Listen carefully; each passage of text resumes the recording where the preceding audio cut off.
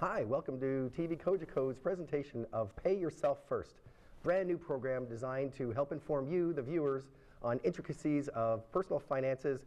Today we're going to be talking about mortgages, buying a house, and how to finance that house. We have some great guests with us today, so stick around, come right back after the break, and we'll get right into the meat and potatoes of how to buy a house and how to get a mortgage.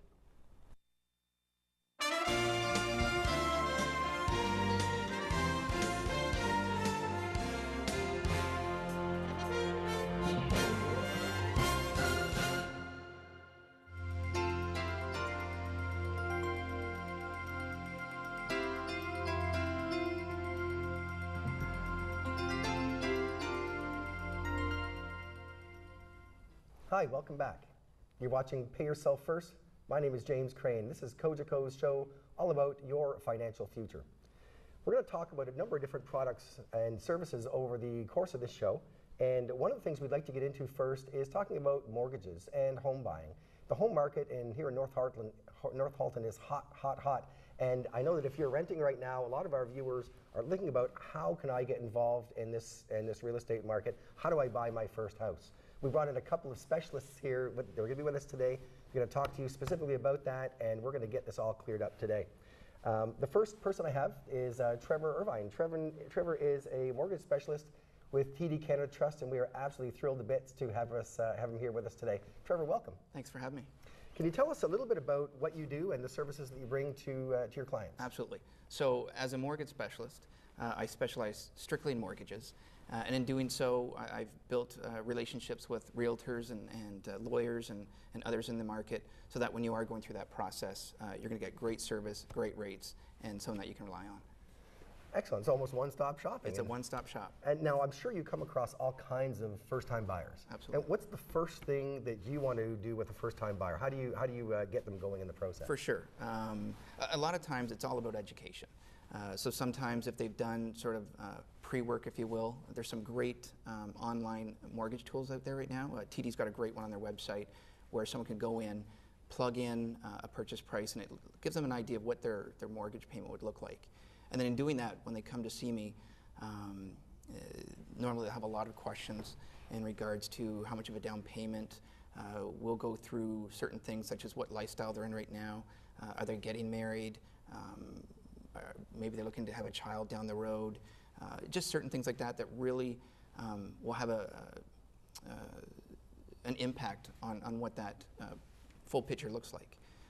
So we'll talk about interest rates and all these other rebates that they might be eligible for as well.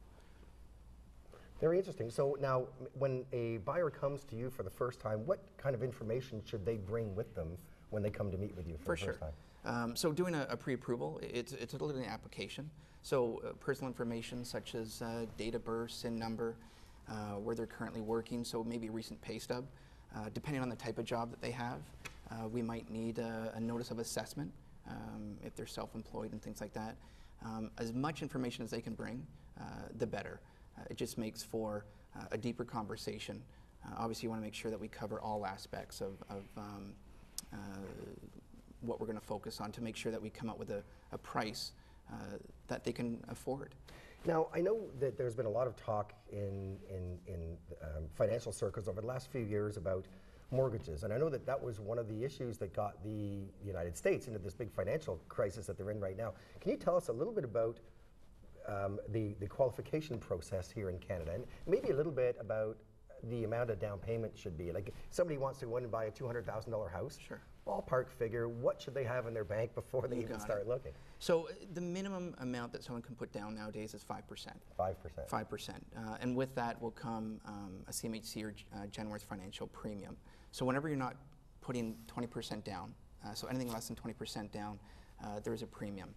The more you put down, the smaller the premium. So they're basically insuring the mortgage. CMHC, just for our viewers, is Canadian Mortgage and Housing Corporation, Absolutely. Right? And so they actually back the mortgage, or they say if this customer or this buyer does default in the first little while, we'll help to back that. Is that the way that works? No, absolutely. Maybe you could explain that just a little bit more for us. For sure. So, and that's what it does is obviously there's more risk to the bank if you're putting less down, and the more money you're putting down, the less risk. Right. So obviously you're putting more into the deal. the more likely you will be making those payments. So if a young couple starting out is looking at a $200,000 townhouse, Yep. as an example, they need a minimum of $10,000 in the bank, cash, Yep. before they could even start their house search. Is that right? Right. So 5% down, so $10,000. But then there's also closing cost fees that they'll need to be aware of. There are some rebates. There's a first-time land transfer tax credit for first-time home buyers. Can you explain that in a little bit more detail? Yeah, so what that is when you purchase a property and on day of close the lawyer needs to remove your name, or the person that currently owns the property, the lawyer needs to remove their name from title and then put yours on so that you own that particular parcel of land. So doing that, there's a cost associated with it, and there's a $2,000 tax credit for that. Oh, for first-time home buyers. For first-time home buyers. Yes. That's excellent. Yes. Because we know we get lots and lots of first-time home buyers here in this little bedroom community that we have out here. For sure. Excellent. Can you tell us a little bit more about the process itself? And you mentioned a couple buzzwords a little bit earlier regarding people actually getting mortgages and being able to get into the market. But can you just talk a little bit more about the process for us? Yeah, so I mean, it's a simple process in the sense that you'd come in, you'd meet with a mortgage professional. There's no cost to that, and there's even no obligation at that point. Literally, it's a conversation. We jump in to see, where your financial situation looks like at that time. We have a conversation about income. We have a conversation about rates. The difference between fixed and variable, because there's a big difference. And sometimes it's not all about the rate. Variable rates are really attractive right now. But that doesn't mean that that might be the perfect product for you. So it's my job to, again, educate the client, making sure that they're put themselves in a home that they can afford, not only today but down the road. That really touches on a bit of a scary topic for anybody who's getting into the market for the first time now, because interest rates, as you know, as everybody, hopefully everybody out there knows, are at an all-time low. Okay. And if you're buying a house and your interest rate is 5%, what happens to your payments when the interest rates go back up to what we considered the norm 10 years ago, which is 10 or 11%? What happens to the payments? Well, I mean, we haven't seen that 10, 11% for quite some time. I've been doing this job for 14 years now, and okay, I've seen some 7 and 6, but they are historical lows right now. A great thing with that is, in our conversation probably during the pre-approval process, is you can take advantage of paying extra payments, bi-weekly payments as well, so that really speeds up the amount that you can put down in the mortgage. It really pays off the principal. So then when it does come up for renewal, and we were probably in a higher interest rate environment, it doesn't hit you as much of a sting. Excellent. Yeah. And so that's why you're looking at the difference between maybe a fixed mortgage or a flexible rate mortgage or a variable rate mortgage, I guess they call it. Yeah, I mean, with the fixed rate, the rate is fixed for that specific period of time, so it's a 4-year term. The client doesn't need to worry about any fluctuations with their rent or with the payment, and you can budget accordingly.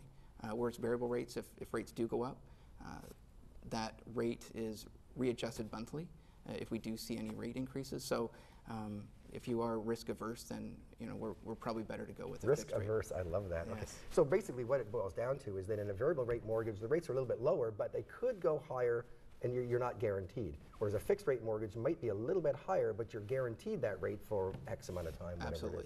Excellent, very informative. Well, I hope you folks are learning some stuff here, because our objective is to be able to get you all into the housing market by the time this show is over, so get ready. We're going to cut to a break real quick. You are watching Pay Yourself First, TV Cogeco's show about financial security. My name is James Krane. Please come back after the break.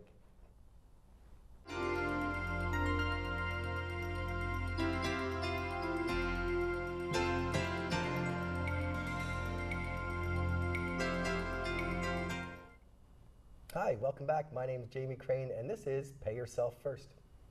Okay, so now we just had a great discussion on how to get pre-approved for your first mortgage. So now you've got pre-approval and you're going out and you're going to buy a house. What do you do next? Well, we've got a professional here who is going to take us through step by step on what to do, the do's and don'ts of buying your first home. Please welcome with us Gary McLean. He's with Royal LePage, and he is going to take us through the steps. Welcome, Gary. Thank you very much for having me. Appreciate it. Okay, so now a customer comes to you, a client comes to you, they've been pre-approved for a mortgage. What's the first thing you do? Well, it's rare that they come to me pre-approved for a mortgage, so normally the first step is that I send them off to an expert like Trevor to have that discussion and review. But let's assume we're going with our viewers who are educated. Okay. And that's what we're educating everybody out there. So they're all going to be pre-approved and they're going to come walk into your office and they're going to make your job a whole lot easier. So what's next? Okay. Well, what's next is we sit and have a conversation about what it is that they've got that's their ideal situation. So buying a home is a multi-step process. It's a dance of many steps.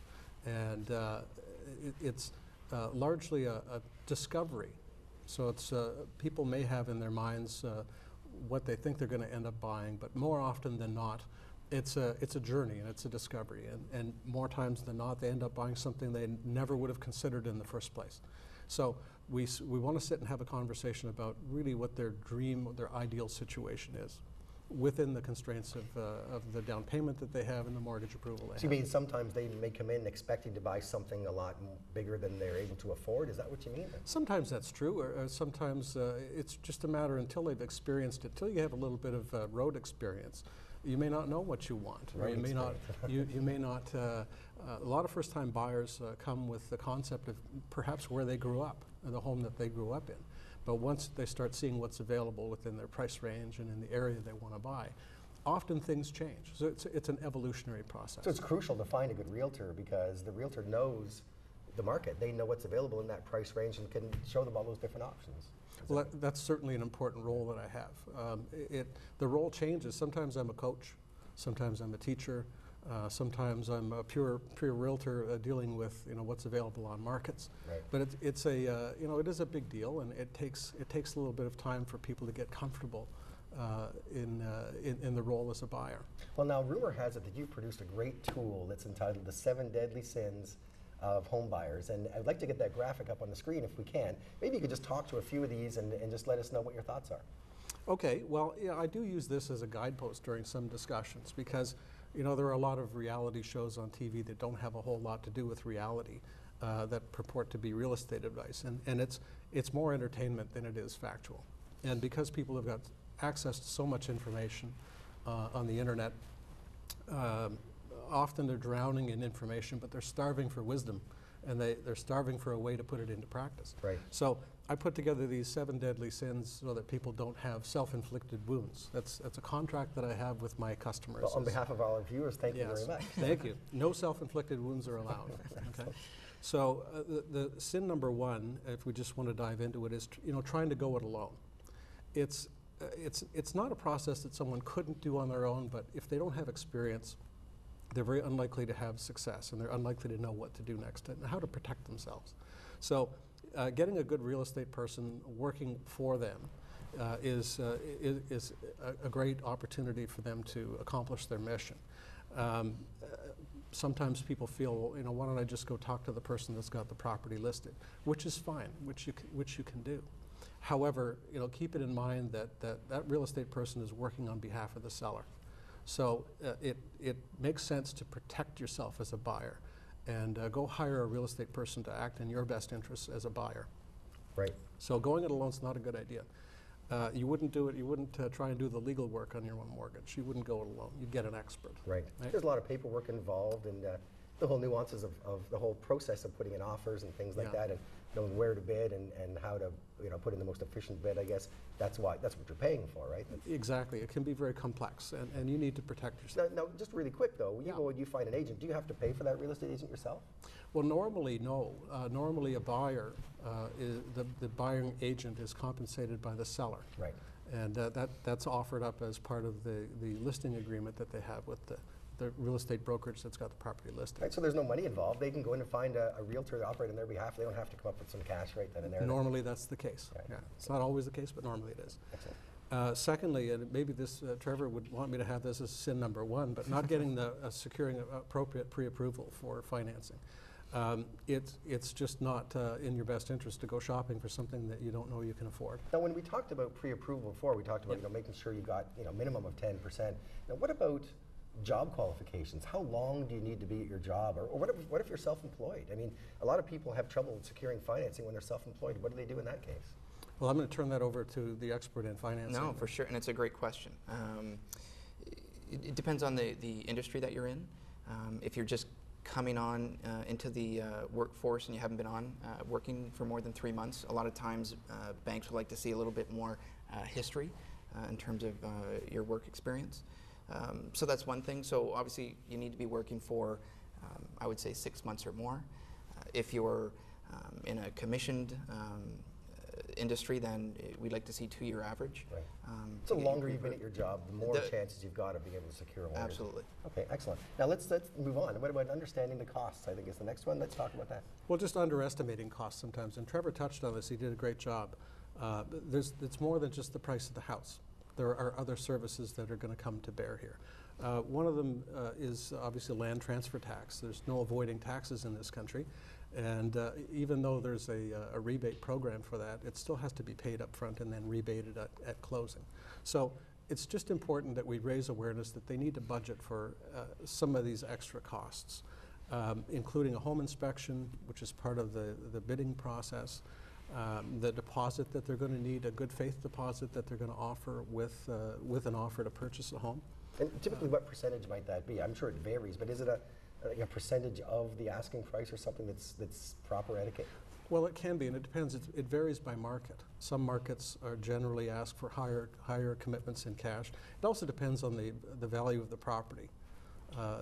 You know, when you're looking at properties that are multi-millions of dollars, then that's a serious commitment, and usually the closings are extremely long on them, so they want a considerable down payment or cash deposit. On a first-time buyer home, I think it's prudent to think in terms of 3%, 2 or 3% of the value of the home. That's a great guideline. It's just, and it is a guideline. It's not the case in every case, and in some markets it's different. So and sometimes that's negotiable on the contract too, right? It's always negotiable. Right. Exactly right. Other things to think about is you need to move your stuff from one place to another, and that costs money. If you're coming out of a rental situation or an apartment and you're moving into a house, you don't have a lawnmower, you don't have shovels and rakes and all this other stuff that goes with owning and maintaining a property. So it's a healthy conversation ahead of time about things that are going to be important for you, so that you don't get caught with a self-inflicted wound and under budget. Right. Okay, so I think that's a healthy conversation to have up front.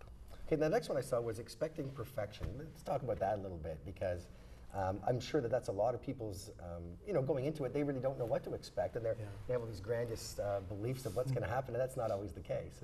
No, it's seldom the case. There is no property that I'm aware of that has built to that reaches a perfection standard. There are always considerations. Sometimes let's call them problems, but they're manageable. And if people go in with an expectation of perfection, they will be shopping for the next 75 years. They will never buy a home. So it's just realize that keep things in proportion. The paint color may not be to your exact tastes. There may be maybe there's a stain on a carpet. Maybe some window coverings need replacement. So it's an important part of my job to coach people in, this is what's available, this is the quality of home that you can expect to find in this price range. And then we can manage around all of those other things. So we'll look for properties that suit their lifestyle and their desired neighborhood and their proximity to other services. But it may come at, there may be compromises that have to be made. So it's just, again, a healthy conversation. If people have not shopped for a home before, they don't know what to expect. So my job is to give them guidance ahead of time, and so that to manage that expectation when they do hit maybe a bump in the road, they're not surprised by it. We know how to react. Right, that makes sense. Now, one of the things you talk about too is assuming that your offer will always be accepted. Yeah. And what are the percentages and offers that are accepted? Or is that even a number that we would know? I don't know how I would measure that, but again, it's market driven sometimes. And what I mean by that is, it's a pure supply and demand business. So if there are lots of buyers and few homes for sale, there's going to be competition for those homes that are available. Right. That may increase the price, and it may create a situation where people actually pay more than what's the asking price. Well, in the Saturday edition of the Toronto Star, they have an article that actually shows the real estate market and how it's blooming around the GTA. Yeah. And they have a picture of a house, and they said what was asking, and what it sold for, and how many days it took to sell. Right. And every time I'm looking, these things are selling fairly substantially fast. I think provided it's priced right, but I've seen a bunch where the sale price is higher than the asking price. How does that happen? Well, that can happen in the case where there's a desirable property and it's either the most desirable or maybe the only one available in an area, and it creates an auction. So it's a competition. Not everyone's comfortable dealing with competition as a buyer. Some people just don't want to get involved in that sort of situation. So you just need to be aware that that can happen. Now, in your list of the 7 deadly sins, you talk about expecting a sweet deal. Go touch on that one a little bit for us.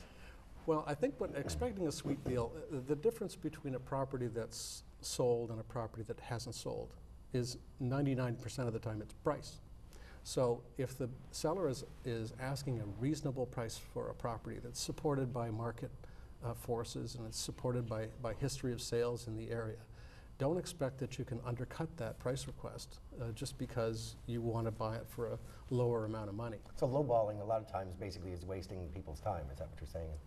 In most cases. In most cases. And depending on the market, of course, and a lot of it's market driven, I'm sure. It's market forces, and again, you bring up a good point in that people see an article in the Toronto Star, and that story may be highlighting an exception. And that exception's not the norm, and it's not the same in every market. So we're not seeing big bidding wars right now in this market, is what you're saying? Some properties, absolutely. But really? Again, properties aren't stamped out in a factory. They're all unique, and they're there for unique, every opportunity is unique. Okay, now I want to get this last one in because this is something that I think is probably people's biggest mistake. And maybe you can talk to us a little bit about it. Go fever and its equally deadly cousin, paralysis by analysis. So what do you mean by that, and what should people avoid doing? Well, again, I think buying a home for first-time buyer especially it's a matter of elimination. It's not selection. If you go out to select a property, you're never going to find it. But if you look at 5 or 10 properties in comparison to one another, you can automatically eliminate the ones that just don't suit your lifestyle. So by that process of elimination, the ones that are the most likely candidates become obvious. And now you know which ones you want to get a little bit more excited about and learn more about and maybe perhaps make an offer. Right. So people shouldn't feel compelled that they're going to go see a house and just buy it, and or perhaps make a rash decision just to get the process over with. There's lots of houses out there. Take your time, shop around, do your homework. And there is an old adage about when the real estate gods want it to happen for you, it's going to happen. Okay. So you don't want to necessarily make a rash move, but you also don't want to overanalyze things to death, right, and make it a spreadsheet exercise. Right. I know people on both sides. Yeah, it's an emotional process, and you know your home is not a rational purchase. Right. It's an emotional purchase. Right. And which is scary, considering it's again probably the biggest purchase that most of us are going to make. Which is why you need experts working on your behalf. Guys, we're running out of time, and I just want to talk just a little bit about your final thoughts. What do you think about what we've talked about today, and what people should really do when they're first entering in? Let's go back to Trevor.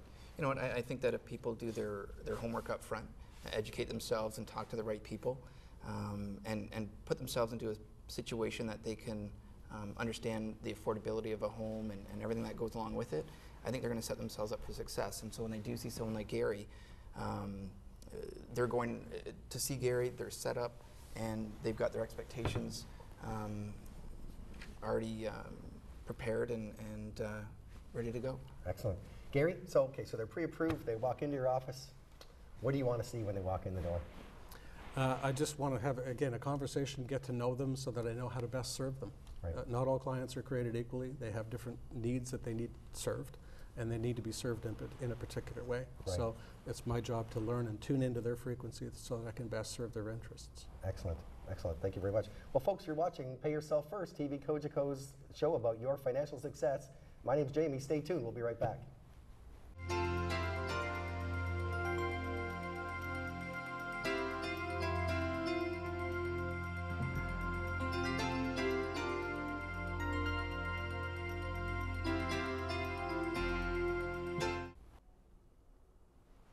Well, there you have it. First-time home buyers. What do we do if we want to buy a house? You get pre-approved, and you go out and you find yourself a good realtor to help you with it. Now, one of the things we talked about is a down payment. Pretty hefty. In most cases, a minimum of 10% down payment or more to be able to get a mortgage today. How do I do that? Well, you know what, folks? You pay yourself first. And what does that mean? It means before you buy your groceries, before you pay your bills, before you do anything else, set aside some money in your savings every single month. Most often people will pay their bills first, then their discretionary spending, and then try to save out of what's left. But you know what you need to do is save, pay yourself first, save your money first. Start with 5% every month, put that away, and maybe you'll be able to move up. Once you're able to do that, you'll have the down payment, you'll be able to get your mortgage pre-approved, go out and find yourself a realtor, and get into the housing market head first. My name is James Krane. This is Pay Yourself First, TV Cogeco show about your financial success. See you again next week. Thanks for joining us.